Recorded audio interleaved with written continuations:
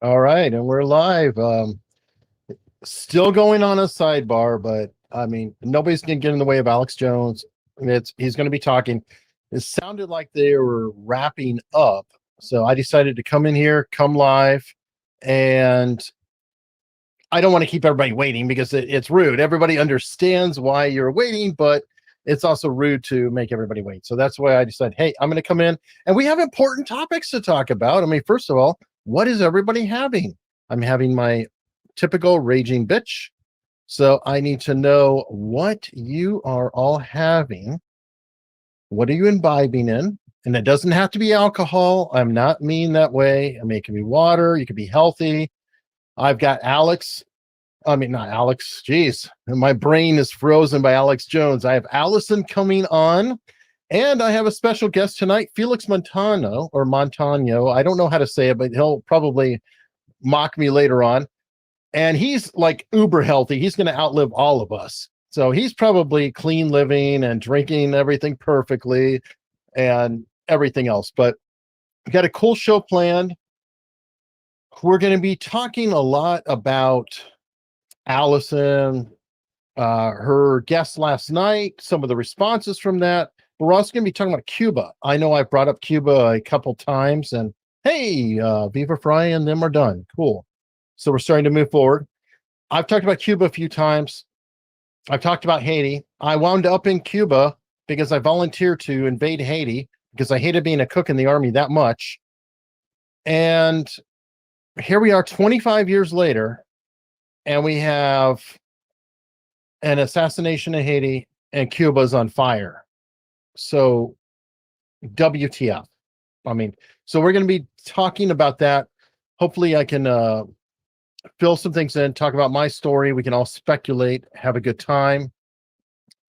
So to start us off, okay, we've got some drinks coming in. I'm going to bring in our guest, Felix. Now, how do you do that badly? Is it Montano or Montano? Just like the state, just with an O. Montano. Okay. Okay. Yeah. Cool. How is it sounding now? Are we better? Yeah. We're definitely doing better now. Okay. You might have seen him with Alison a few weeks ago.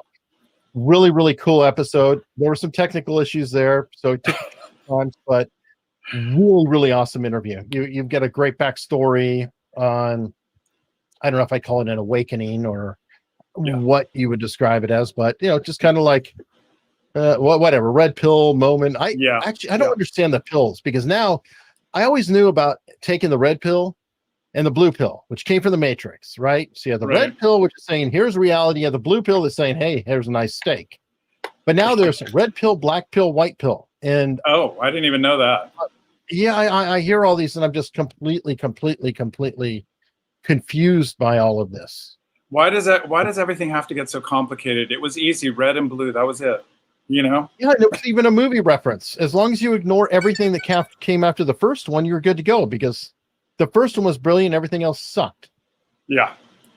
Now, of course, the biggest irony of things was the fact that the movie was put together by two creators who are probably so anti right wing now with their life decisions that I guess that's the ultimate in art, right? Everybody can perceive in art.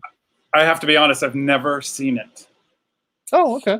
Yeah, I mean, it's on my list, but I have never seen it. And this year has been so crazy. I was planning on seeing it during lockdown, especially after I red pilled, and I just haven't gotten around to it. There's just been so much going on everywhere else in real life.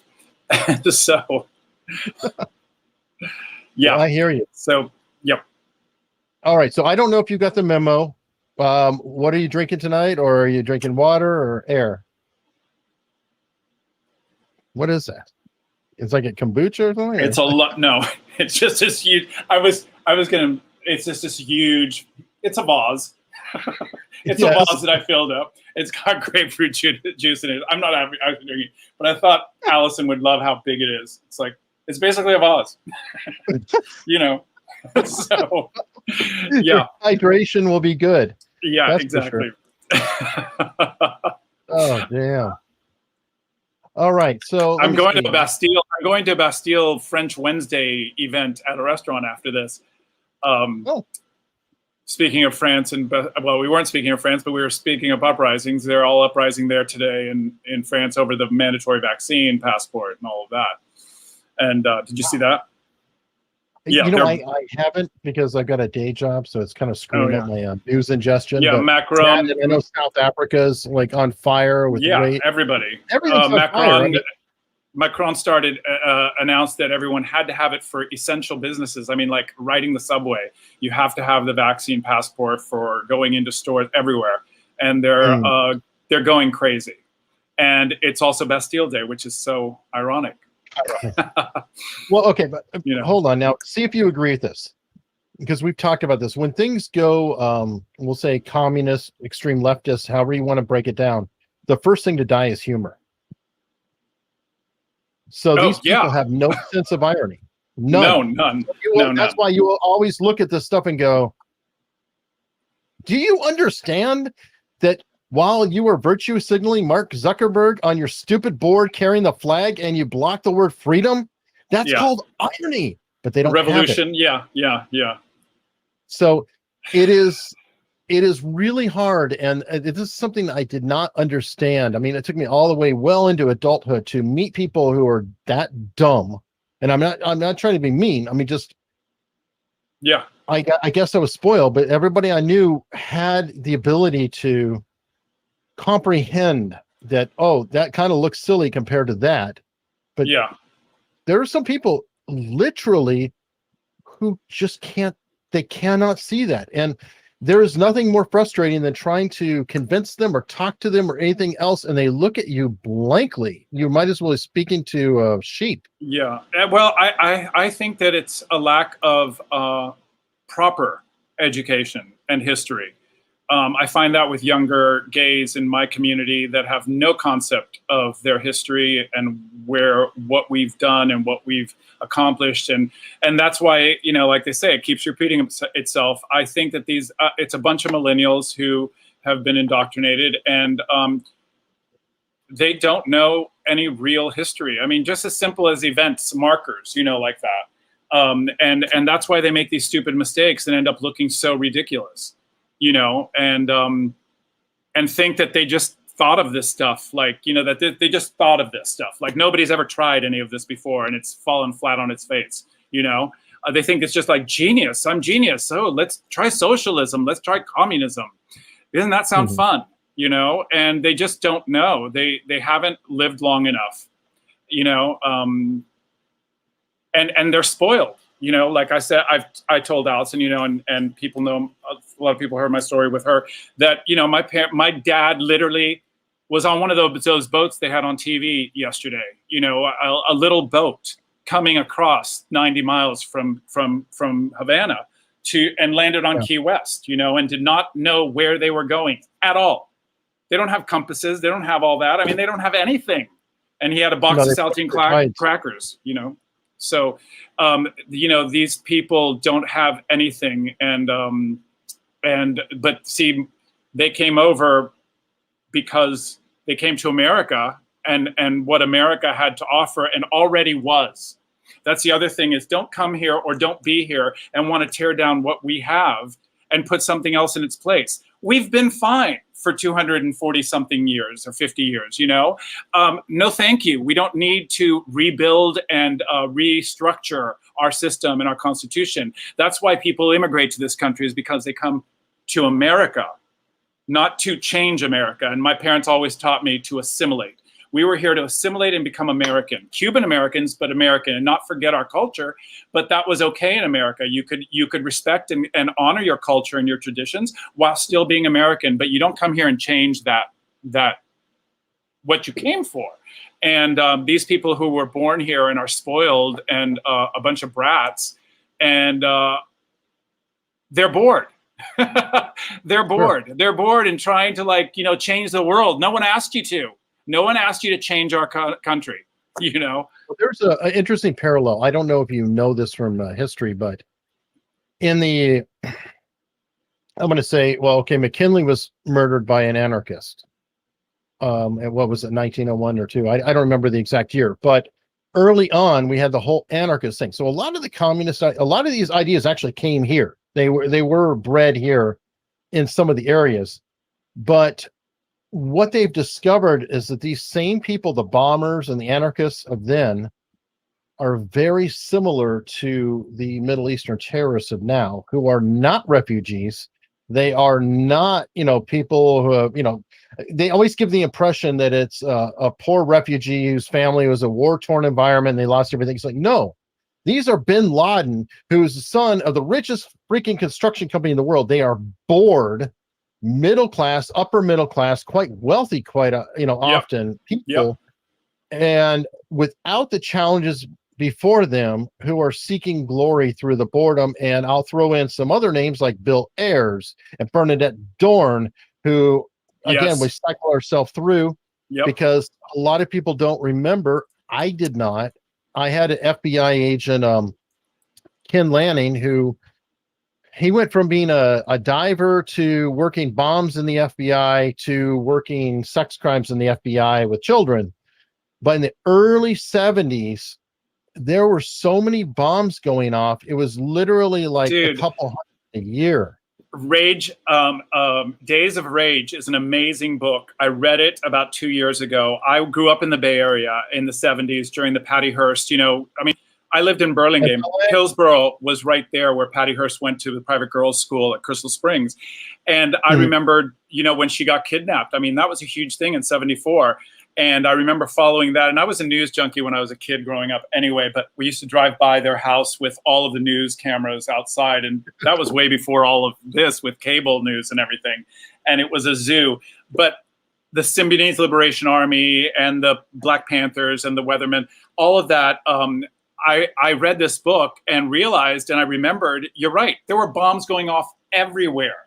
They were setting bombs off in bathrooms in City Hall, at banks, and anyway, I just wanted to add that to what you were saying, but a great book that covers that all. If anybody wants their history on that, on all that early, mid-60s, early 70s, is Days of Rage, and you can find it on Amazon. I forget the author. It's amazing. It's a great read, page turner. But all of that, the FBI, the bombings, and Ayers, and all of those people. Yeah, and I've had Brad Schreiber on, and he wrote the book on the Symbionese Liberation Army. Oh, yeah. And there's a lot there that's amazing. Like Patty Hearst knew William DeFreeze. They had conjugal, not William, Donald DeFreeze. They had conjugal visits when he was in prison. There was a CIA tie-in. It is really, really, really, really, really, really staggering. Well, and again, it's just like now.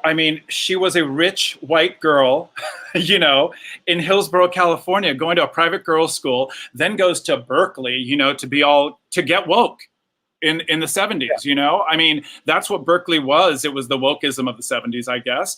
And and it's just these people. I used to do private training here in LA until a few years ago. And I had very wealthy clients with kids who are like this. They're bored. They went to Harvard, Westlake, they go to Brentwood, all of these expensive schools, and they're all now woke and fighting for socialism and communism while their parents are living in multi-million-dollar homes, right here up the street from me. I don't know, it's this whole thing. It was CRT maybe before we even knew what to call it. Well, the roots of it were there. And by the way, Revolution's End was Brad Schreiber's book. I shamefully had to look it up because I have a crap memory. But that one's an excellent book. All of that is astounding. And the reason why I bring it up is like I had the Chaos author Tom O'Neill on talking about Charles Manson and CIA. So you've got Manson and CIA. You've got SLA and CIA. There's just some really, really chilling ties in there that connect the dots. Alison will be here soon. Alison is super popular, has a Rockfin show that she's got to do, and then she'll come on in here. Going back to that, I saw this documentary the other day, Sons of Sam. Have you heard about it on Netflix? It's about how there's this guy who investigated the Son of Sam murders in that summer in New York, and he decided that he wasn't the only one. It was part of this whole entire satanic cult, and it also connected to Manson in California. There were all these connect the dots, you know. So yeah, you just follow the dots, and it connects. So even Danny Trejo. Danny Trejo's book just came out, and he talked about being hypnotized by Manson in San Quentin. Yeah. I'm like, whoa, unbelievable. Okay, people are asking about my shirt. This is in the spirit of Evan Barnes. 3 eternal truths, and you guys know what those are, right? And tell me. Hi. Okay, I can.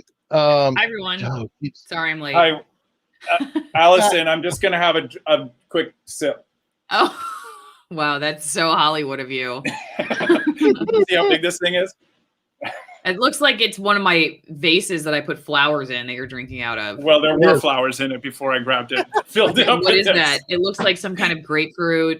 It's grapefruit. Yeah, it's grapefruit. I love grapefruit. Weird. With vodka or just grapefruit?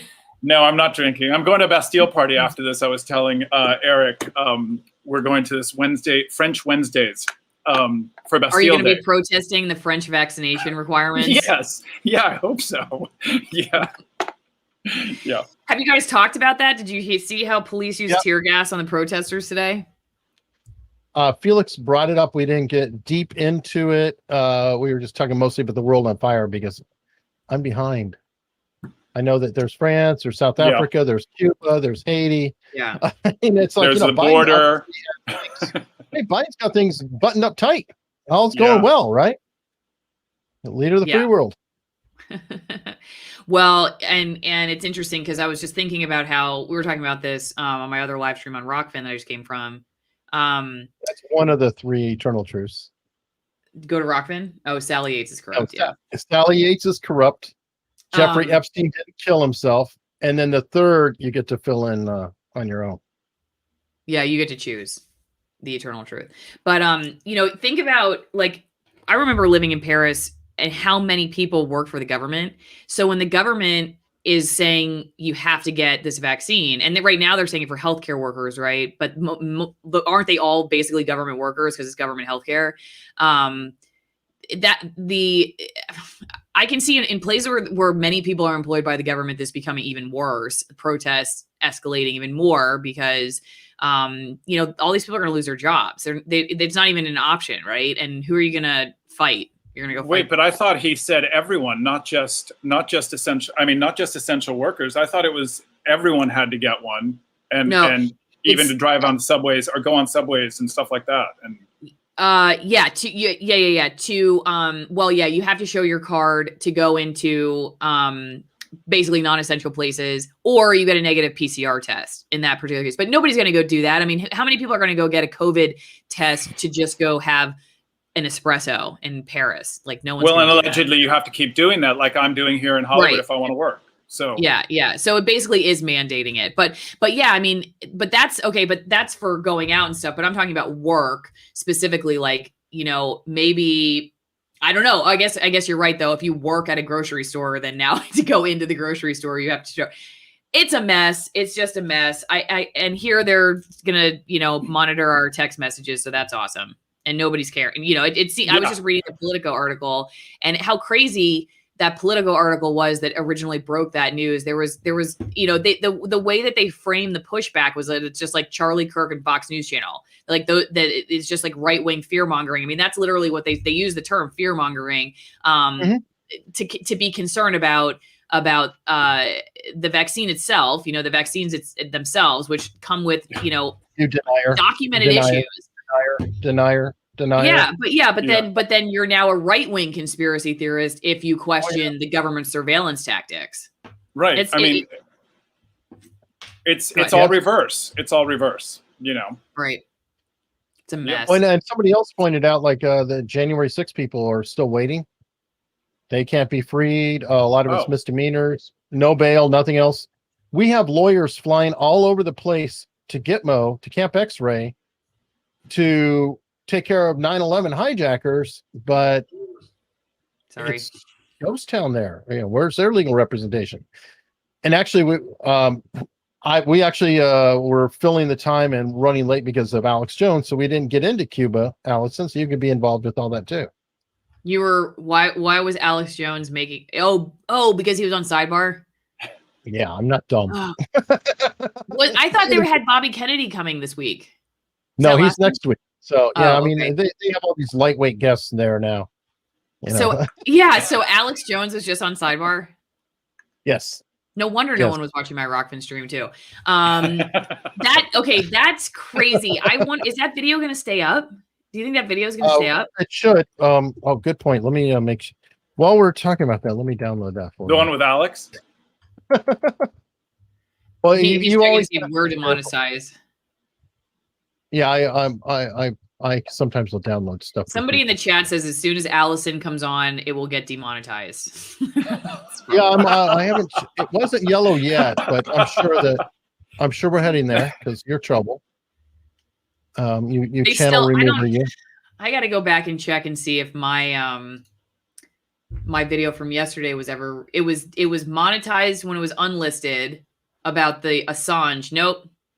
Still waiting to be reviewed. So my video about Assange and the FBI witness saying that he lied, the Stunden news outlet, Icelandic news outlet, saying that he's basically admitted that he was lying.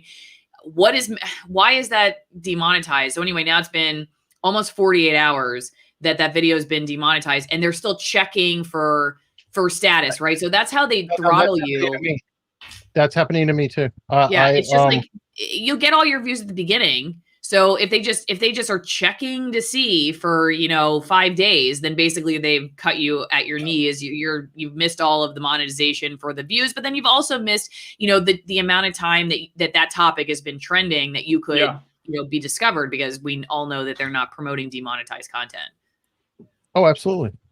Well, but they might put ads on it, so who knows? All right, so I hate those guys. While we're here, let's talk about Cuba for a second, because I've got my story, and I think Felix might find it interesting. I'm not sure. When I was in the Army, I hated life so much as an Army cook that I volunteered to invade Haiti, and this is during the Clinton years in like 94, 95. Because remember, Clinton and Clinton Foundation and Haiti, they go well together. But anyway, I volunteered to invade Haiti, got on a plane, and wound up in Cuba, where we had some 40,000 refugees as part of a JTF 160. So that was one of the most profound things in my life, in actuality, because I'm just, American guy, born, whatever. And I was meeting all these Cubans that were there. First off, all the Cubans were fascinating because they laid themselves out in the camps. And these were just like, full camps. There's several of them. And they had like leadership that was built in. They put in a whole political structure themselves. So they had like a tent captain, and then like a set of tents captain, and then a camp captain. And this is really relevant because, we're pumping out 40,000 meals at a pop, which is pretty heavy logistically. And I found it really profound because I would have Cubans who were helping me do stuff. And me, I'm a slack guy, never got a degree or anything else, just kind of, wandered around. And I'm meeting people my same age who have 1 or 2 advanced degrees. Another guy was a circus acrobat. And he was fascinating because he would spend his day with buckets of water, like pumping up in a mop stick, staying in shape and a balance. And I'm just sitting here thinking, you know what? The only difference between me and these guys is where I was born. And that was a really profound thing for me to discover, is that's it. I happen to be born in the right place and, fall out in the right place. I think a lot of people miss that point of why, when I would talk to the Cubans there, they would suddenly just be sitting there kind of staring into space. And I'd be like, what's wrong? I'm thinking of my sister. What's up with her? She's with the sharks. Because they literally came over like your parents only they were intercepted. Mm. And they were put on a boat, and then they were taken to Gitmo, and that's where I met them. Mm-hmm. So that has been my experience. Yeah, I was just going to say that they intercepted a couple of boats today, I believe, and they're not letting them come. Of course, everyone can come through Mexico and come across the southern border, but the Cubans now are being intercepted and sent back, and they're being told, "Do not try it. Don't try it." Well, you know why? I hate to be, conspiracy minded, but I will say that Cubans, especially the closer you get to first generation coming in, tend to vote right wing and Republican. Yeah. Well, except my family. My family got woke last year, so which is it blows my mind. We went like this. My family. I went right, and they went left after 60 years of my life, which is crazy. Felix, do you think though that is because there was so much media propaganda as pushing Trump as a fascist, and so they were making this connection between Castro and Trump? Yeah, but I don't understand. My 86-year-old mother, I remember when Obama was running, and my 86-year-old mother, who has been brainwashed by Univision, part of NBC and all of that, and that's all she does. She sits in her room all day and watches Spanish television, but that's what she's watching, and her novellas, So she has thoroughly been brainwashed. So I do believe in that power of brainwashing through our media. And yes, they were definitely brainwashed about Obama, but my mother, I remember when Obama was running the first time, she warned me about him. She literally warned me because I was all for him and anti McCain and Palin, and she warned me. She said, "This man sounds like someone in my youth that was talking very beautiful. He would speak very beautifully." Oh. And he turned against us, which is what Castro did to my parents and their generation. They came in and promised this dream, just like they're doing here with socialism and communism, promising that it will be so much better and so much more equal and everything. And she said, and then we found out what he was really up to. And that's when, then all hell broke loose and they escaped. But he had gotten in just like Obama, talking really beautifully, and he was a great orator and all of this stuff. And my mother used to warn me about that. That was only 10 years ago, 12 years ago, But in those 12 years, my entire family, my sister, my older sister, this is my older sister's story. She was born in Cuba by my father and her mother, who apparently was maybe of ill repute. And my father escaped. My father escaped in '59 on the boat and came over here and met my mother here. So after they got married, they took my sister, kidnapped her basically out of Cuba and her street life because she was being abused. And his brother said, "You need to get her out of here." So they got her on a plane with my other cousin, Pete, and they flew them here to America.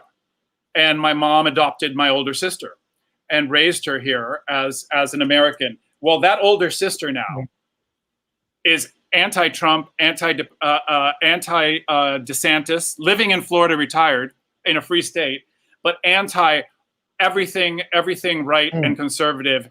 And her husband is a Muslim who came from Iran at 14 and was in the U.S. Navy. They are so totally woke now. They have canceled me. I'm sure that now I'm thinking, wow, I wonder if they're going to report me, because to them I'm an extremist now in the family, and I know that my brother-in-law is not to communicate with me, and this was right around the January 6th thing, I think, because they thought that I could be complicit in some way, and if they were connecting with me on Facebook and all of that, they might get involved in some way. I wouldn't doubt it. And so that's that story about how I just don't understand my sister, my older sister, falling for all of this. When she rode on my father's coattails, American Dream coattails, it's so hard for me, and it hurts me so much that she, and even my mother, it's mind-boggling, the power of the media and brainwashing and programming. Fear, but I just, it's It's really disturbing. Yeah. Well, so I'm curious. So you guys did talk about what's happening in Cuba right now already? Very little. Oh, No. okay. Just Well, now. Like, you're hey, breaking up. have you plugged your locals yet? Who? You, Felix. Oh, no, no. Everybody, Felix is on locals. What is your locals, Felix Montano? FelixMontano.locals.com. Okay. I guess. Everybody All go check out his locals page because you have your videos of your thoughts on Cuba there that people can watch. But everybody yes, I have the one that I posted last week, and also your interviews on there that we did a couple of weeks ago, and the bits that you cut it into, and locals. Yes, and I have no followers, so go follow Felix. so please follow me. Yeah. So and I'm posting some new stuff. Don't give everything away so that people go to your page and see the videos, but give us the highlights. Oh, okay. Of what? The highlights of what? What you would like people to know about your thoughts on what's going on right now and the media coverage in the U.S. Well, there are no accidents. I think I'm obviously Cuban, so I'm biased, but I think Cubans are a very special people. And, they're called the Jews of the Caribbean, right? So we fight and we survive and we reinvent, just like my father taught me, and my father and mother taught me. They're a very special people, and I don't think it's an accident that this has erupted right now when we're going through what we're going through in this country. I've just grown to really realize there are no accidents, and there's something to learn here, and the Cubans maybe are a way of teaching us that right now, because the left is not getting away with how they're trying to spin all this. They won't even use the word communism, and they're trying to tiptoe around it, and but it's not working. It's not working. I think most Americans know what Cuba's been like, because that's the other thing. For many years we've been pounded over and over again about how horrible Cuba is. So suddenly the left is going to make us think that it's all just about the vaccine and COVID over there, after Michael Moore makes a movie called Sicko, where he claims that everyone's going over there for their medical expertise and their great education with doctors and medicine. It's... I met doctors, what their job was? Taxi drivers. No, yeah. But what I'm saying is that their education system there for medicine is apparently very good. Not that they have the supplies or they have the the equipment and all of that. I know that, but they're not stupid. Partially our fault. Just bringing that up. It's partially our fault. Well, the embargo, and all of that. But Obama lifted this, right? He lifted it, and people were going over there. But I was just reading Roger L. Simon in the Epoch Times, and he did an article about Cuba, and he was all, when he was younger, he was real militant before he awakened, when he was younger and woke. And he said he went over there, and he had been over there in the 70s and stuff. But, everyone's so dirt poor in that. But then they've got places like the Tropicana and all that, where all the Europeans come and they vacation, and they never see that part of it. That's the ugly side of communism. You know what I'm saying? And and that's what happens. Europeans, tons of people go over and vacation in Cuba and spend money, but the people never see that money, And like he was also saying, Fidel Castro died a billionaire. Well, that's that reminds me. That's one thing that I learned from the Cubans too. Is I would say, well, you guys have great cigars, right? And they go, no, that's for tourists. Right. Mm. Yeah. And I did not realize that. And I lived on a cruise ship, ironically, but it was a dump. I know that sounds weird, but it was like I was staying on a Russian cruise ship, and it was a weird situation because I was on Guantanamo Bay, which is a U.S. Navy part, and they were talking about how it was a Ukrainian staff on the cruise ship, but it was the first time that ship had been on the other side of Cuba, if you will. It was like a big deal, and all the Soviets would go there back and forth. And I lived on that ship, and it was, wow. It was kind of like the 70s or 60s, every kind of burnt amber, decoration you can imagine, avocado, all the works, just so old, so dated, so smoke filled feeling, even though nobody is smoking, you just kind of is just sort of like receded in there. And then we got moved later on to like a normal like Western cruise ship, out of Key West or whomever. And it was a really, really weird, surreal experience. But I did think about that. And it was like everything there, the poor Cubans, like I've never seen people move as fast. They had what are called banana rats. I'm not sure if you're familiar with them. No. They're kind of like muskrats in a way, but they're large marsupial style creatures. They're not marsupials. I don't know exactly what they are, but when the Cubans would see them, they would just bolt and go running, catching them, because I mean they were starving, and they would talk about how they barely they would have to hunt whatever food they could get. Mm-hmm.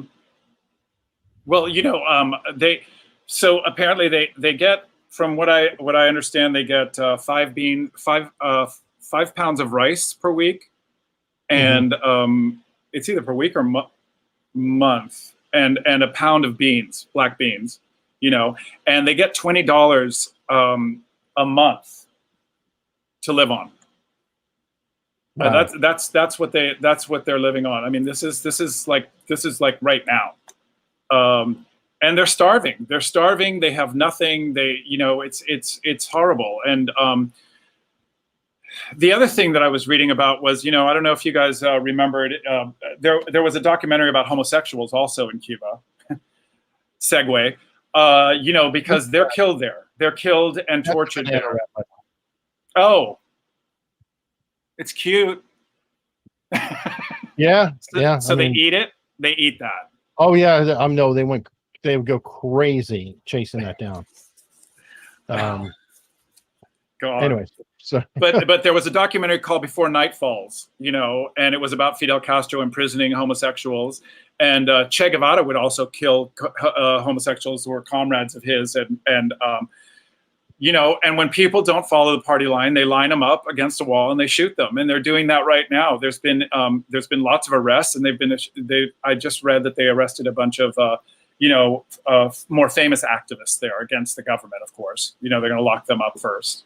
But our wokeism here, they don't think about all those levels there.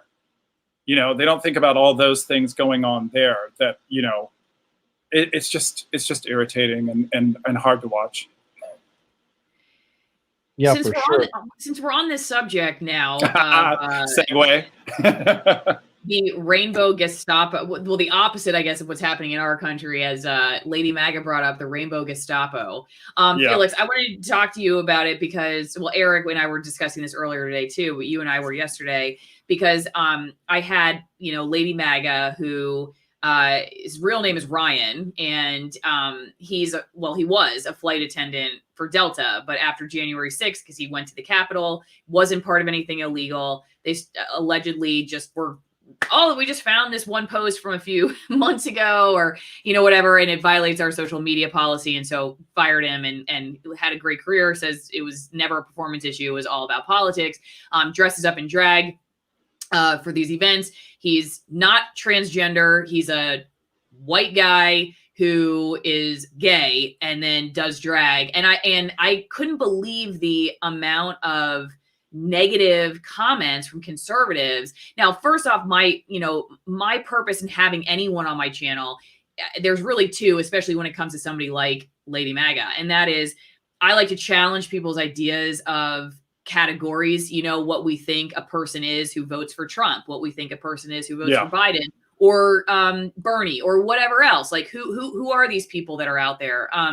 And then the other thing is just that whenever anyone's canceled for free speech, that's what I do. I follow the censorship, was, as Matt Orpheus says, follow the silence instead of follow the science. So that's kind of what I do on my channel. So that's why I wanted to have him on to talk about it. But I was very surprised to see how many conservatives, one person even reported my channel, which thank you for doing that, sir, because if Allison, I get, I get another strike. I get suspended. So it's awesome to have my own audience trying to turn me in for adult content, for just having, you know, a conversation with somebody who got fired from Delta who dresses like Britney Spears. For God's sakes, you know, it's not kids content anyway. And there was no porn. So I don't know what they were talking about, but you know, give me your thoughts on that, because you had a lot to say when we were texting about it last night. Well, I mean, Nickelodeon. I mean, they're doing those videos and those cartoons for people, for kids. You know, these with drag queens. These drag queens. I mean, she is an entertainer, or Ryan. So Ryan, that's like his side gig. Like he could be a comedian on the side. You know, well, you know, I told you about how I feel about the LGBT alphabet soup, and I've started dealing with a group called LGB Alliance USA, and they're dropping the T because, you know, transsexuals. First of all, I love drag queens. I was telling you last night in our text, I remember in the late 60s, my parents and their friends would get all dressed up like madmen and go in San Francisco to a club called Finocchio's on Broadway in near Columbus in North Beach, and see drag queens. You know, there's a famous bar in Chicago called the Baton that's been there for like 60 years or something. And it's very famous and everybody goes to see it. It's entertainment, you know? And now suddenly the transsexuals have ruined it.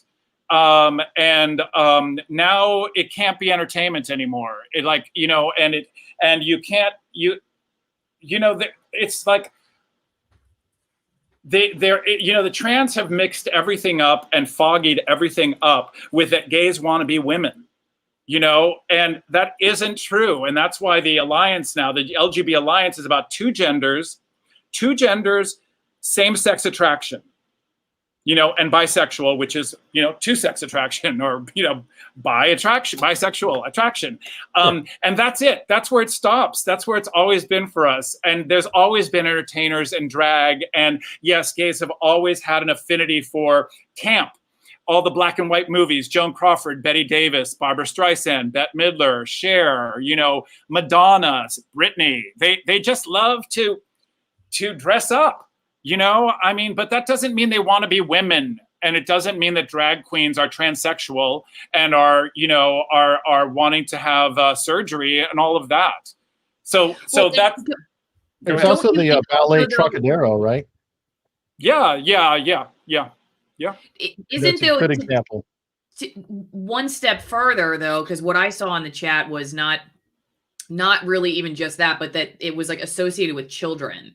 And, you know, Lady MAGA made this disclaimer at the end, which maybe, you know, should have happened earlier in the stream on YouTube, saying, what'd you say, Eric? I have that if you want. Oh, do you want to play it? Because great. Sure. He was, yeah, I'll let you play it.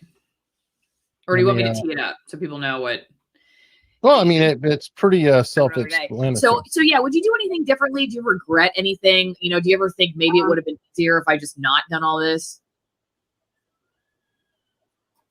Oh wait, I think it's the one before this. Hold on. It's okay. Well, while you're looking for it, basically, is it lonely? Okay. I mean, it's because, like you bring up, I mean, it feels like you can get it from both sides or all different sides. I do. Yeah.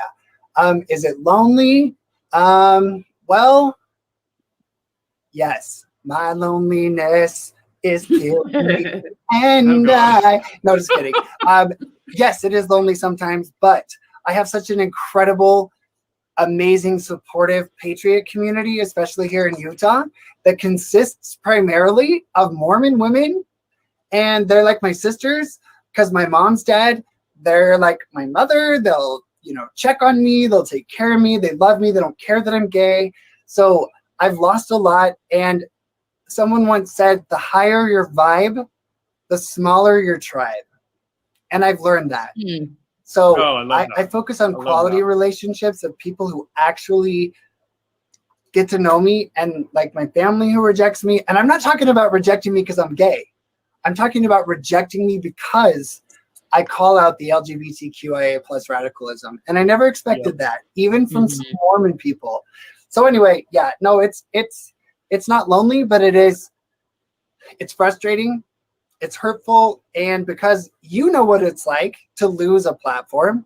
Once I lost Instagram with 15,000 followers, And then she goes into, or he. Yeah. See, I- she Well, was in- so yeah, would you do anything drag? differently? Do you regret anything? You know, do you ever think maybe it would have been easier if I just not done all this? this is hard. What is she saying? It's a really hard question. Yeah. If I knew the day August 12th, 2019, my contact's gonna come out. No, it literally came out. Okay, I did not cry. No, that's good. It's good. I was not gonna cry. If I had known in 2019 all that I was gonna lose, I know I wouldn't have had the courage to do this. I wouldn't. I would have said, no, I can't lose all those friendships. I can't lose all those family relationships. I can't lose my career at Delta. I can't lose my sense of safety because I get threats and people in Utah say they know where I live. So every time I come home at night and I go up my stairs, I always have, I'm careful. And I actually, maybe I would have had the courage. I'm not going to say that I wouldn't have, but looking back, had I known what I was going to lose, actually, yes, I would. I still would have done it because I'm still going now. Does that make any sense? Yeah. Like, Yeah. I'm not going, I will die on the. Well, and I'm doing a terrible job of pulling. Okay, but let me add that one thing that she was talking about, which is that altar of free she makes speech. this whole And that disclaimer includes about speech. what? She makes this what? whole disclaimer about not coming for your kids, like doesn't want the drag story hour at the library, doesn't want this kids to be sexualized, all that stuff. I feel like because that I did see that in the comments that people were associating now drag with childhood perversion, basically. Yes. And that's coming for our children, like the San Francisco gay men's choir. That's not even funny. That's not even funny. I mean, I was so pissed when I saw that. And whether they think it's tongue in cheek or whatever, that is not funny, never has been, never will be, But then San Francisco has its own problems, like Scott Wiener and Gavin Newsom passing that bill last summer in the middle of COVID that is making it okay for judges to be lenient on anyone that molests children between 10 years, if they're within 10 years of age, if you're 20 and you molest a 10-year-old boy or have sodomy with a 10-year-old boy, then the judge can choose not to put you on Megan's Law and can also be lenient on your sentencing. This is what Gavin Newsom spent last summer doing with Scott Wiener, council member in San Francisco. This is on now. This is now, and yesterday he just did something else in relationship to this, and I can't remember what it was. So why aren't there more? Because I know, like, you have people who, and maybe it's because of the pushback, but you have very well-known trans people like Blair White who speaks out against that stuff on a regular basis, but you don't see very many other, like, if you're starting to see the damage, which I have to believe, like, there are other people out there, like Blair, for instance, who's like, oh, sure. I believe this is an issue, but it's small issue that's not like rampant all over the place, like maybe the media wants you to believe, and it's not something that should be pushed on children. You shouldn't be having conversion therapy the opposite direction, all this stuff. Why aren't there more people speaking out? Because I could see in my comment section again how now it's like you can see how the public is now reacting. I'm not trying to excuse the people in my comment section either, because some of them are really nasty, and I'm still very glad I did that interview. But it's just like, the public now is like blending these things, which shouldn't be necessarily, in the same category. But that's what I mean. That this is what this wokeism is doing. It's blending all of these lines, so there aren't any delineations between good and right and bad and true. And that's what they're doing. That is the whole point. That's wokeism, communism, socialism. They want us to be in constant chaos. And in constant defense. But you've got to understand, the gay community is vicious. I mean, it's vicious. It is vicious, and they will eat their own, And the problem is too that, again, like everything else, millennials have infiltrated LGB. and they've hijacked it like everything else they're doing, the millennials and the woke and the BLM and everybody else. And also, LGBT is trying to be so relevant, is trying to stay so relevant because we finally got our freedom to marry. We finally got our freedom. And now they have no relevance, and they're trying to compete with BLM, is what I think it's like, you know. So it's like, hey, you come over here. Hey, you're mentally disturbed. Come over, join us, won't you? So we have more fuel. They just keep fueling this monster, and it's never going to end because mental illness doesn't end. This came up, and I've been saying this for a while, and maybe I'm wrong, but I'm glad that Tyler Durden is a stupid name put this in, but. I feel this way about trans kids, that it's Munchausen proxy or Munchausen syndrome by proxy. Totally. I don't know what that is. What does that mean? Okay, Munchausen syndrome by proxy is, it's especially prominent with women, sadly, mothers, but it's like you take your child, you break his arm, and then everybody feels sorry for you. Poor you, your child is this. It is one of the most disgusting, horrible diseases out there. Yeah, there's a great documentary. There's a great documentary, and I know Patricia Arquette played it in the movie of the documentary, Mommy, Dead and Dearest or something, which is about a woman who did this to her daughter and raised her basically as this disabled, ill child and ruined her entire life, ended up getting involved in murder. You should see that. It's on HBO. You should watch it, Allison, so you don't do that to Lily. I feel I don't think I'm at risk of breaking her arm. I'm trying to prevent that on a regular basis. But going back to her, yes, I believe that about trans. Look, I was a sissy when I was growing up. I was effeminate. I was perceived gay. I can still be very gay when I want to. And if I get around gay friends and we're whooping it up, I'll go there. Who the hell cares? Where's your hosting reel, Felix? We gotta show everybody that host reel.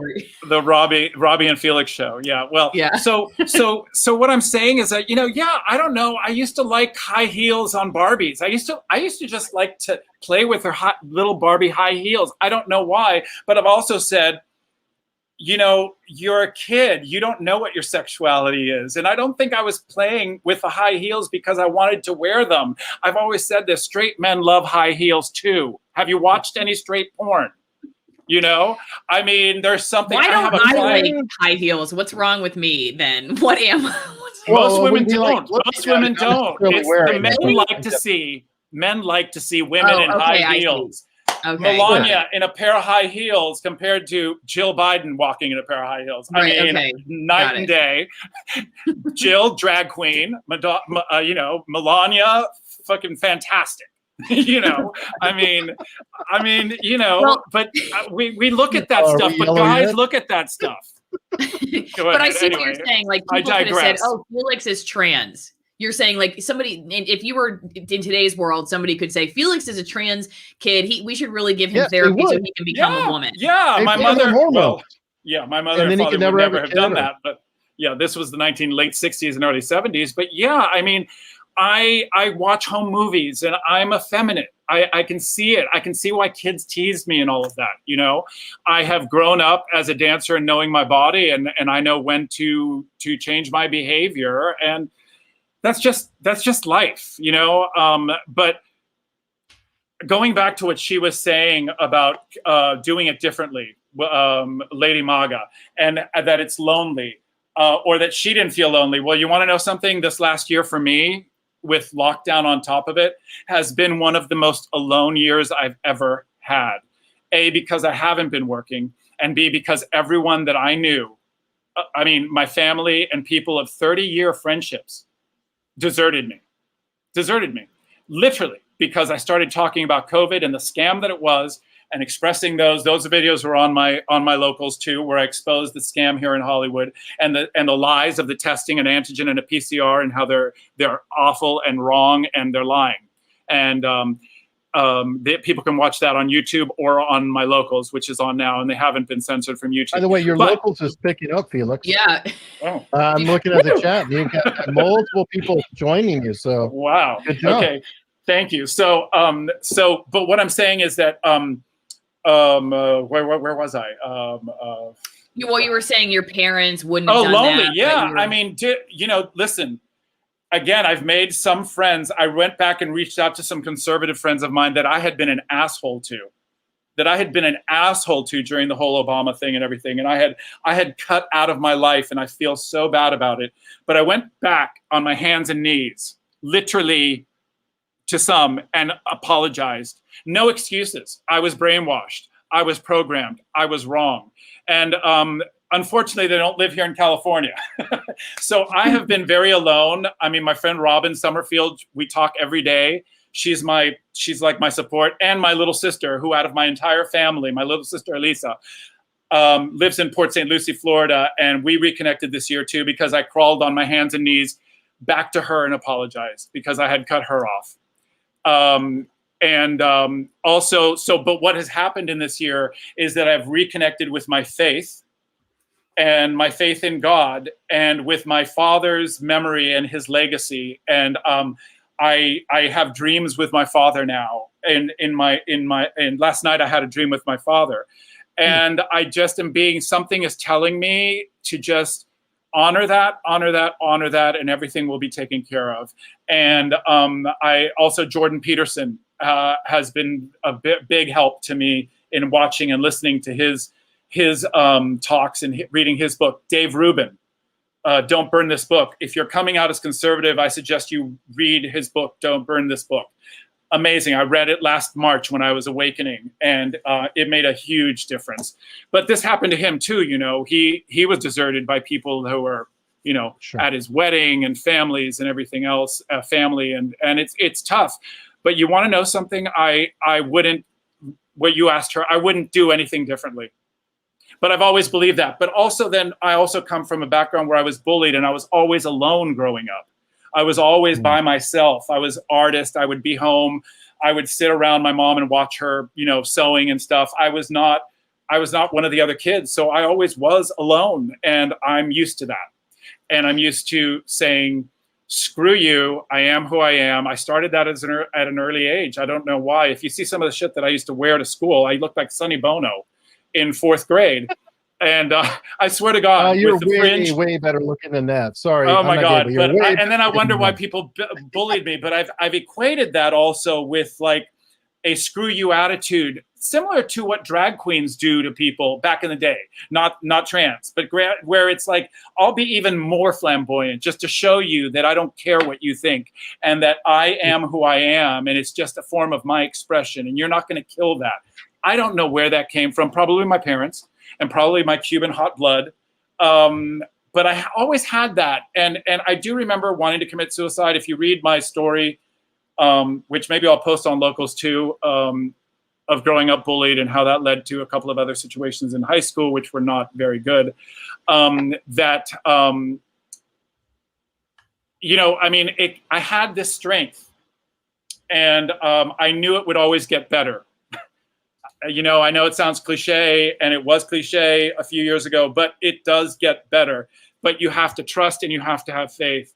And the more I follow my truth, the more the universe conspires to assist me. I wanted to ask you. The money in January. Go ahead. Sorry, I'm going on. No, your former friends who you reached back out to, how did they receive you? Oh. Well, I got to tell you, I went and literally said I was an asshole. I was wrong. I didn't make any excuses for what I did. Did I do something here? I didn't make any excuses for what I did. I didn't try to, apologize, not apologize. Like, I'm sorry that you felt the way you did because of how I believed it. I hate that. Oh, I hate that. I went and said, I was wrong. I was an idiot. I was a libtard idiot. And that's all.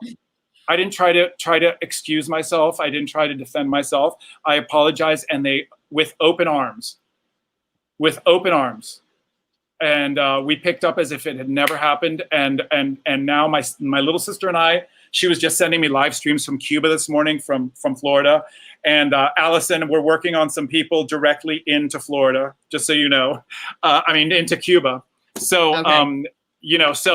And she's sending me live streams and stuff. And I'm I'm more appreciative of that relationship now.